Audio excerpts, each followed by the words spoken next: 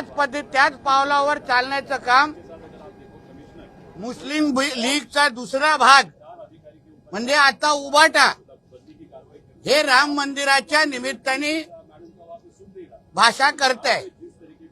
स्वतः मुख्यमंत्री असताना अजान स्पर्धा घेणारा हाच उद्धव उल हक आता मोठा आहे ना, मंदिरामध्ये जाऊन महाआरत्या करण्याची आठवण येते। कोरोनाच्या काळात जे नियम मंदिरांना लावले, जे नियम मुख्यमंत्री असताना हिंदू सणांना लावले, ते कुठलेच नियम त्यांनी कधी मशिदीला आणि अन्य ईद आणि ह्या सगळ्या कधीच सणांना लावलेलीची हिंमत केली नाही। आणि म्हणून आता हे जे काय राम मंदिराच्या विरोधात जो काय हा बोंबलतोय, ते पाकिस्तानमध्ये बसलेला त्याच्या सगळ्या अफवांना खुश करण्यासाठी याचं नियोजन आहे।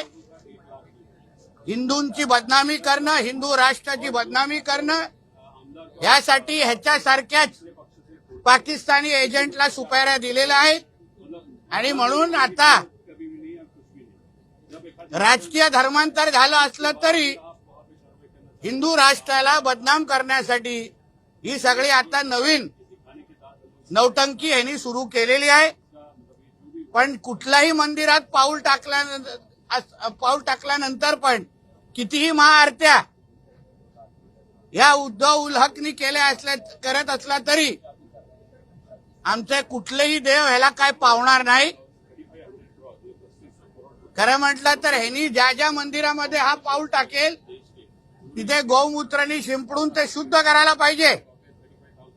आणि म्हणून अशा पद्धतीच्या भारताविरोधात, हिंदू राष्ट्राच्या विरोधात हे जे काही पाकिस्तानी एजंट यांच्यासारखे वळवत आहेत, त्यांना वेळेत गप्प करण्याची भूमिका आपल्या सगळ्यांची, हिंदू समाजाची असलीच पाहिजे। हे भगवानच्या नावाने येणारे जिहादी आहेत, जिहादी। आणि म्हणून या जिहाद्यांना गप्प बसवण्याचं काम हिंदू समाजाने करावं, एवढं ह्या निमित्ताने सांगेन। काही करण्या अगोदर मला हे जरा सांगा, हे काय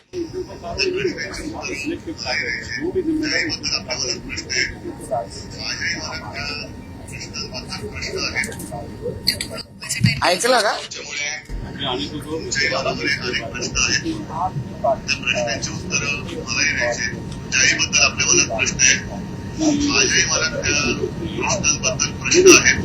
किती प्रश्न आहेत बघ याच्याकडे। हे असा वेड्याचा बाजार आहे, वेड्याच्या बाजाराचा प्रमुख त्याला उद्धव उल हक म्हणतात। आणि म्हणून हिंदू समाज अशा पद्धतीचे असंख्य इस्लामिक आक्रमण हे आतापर्यंत हाणून पडत आलेलं आहे।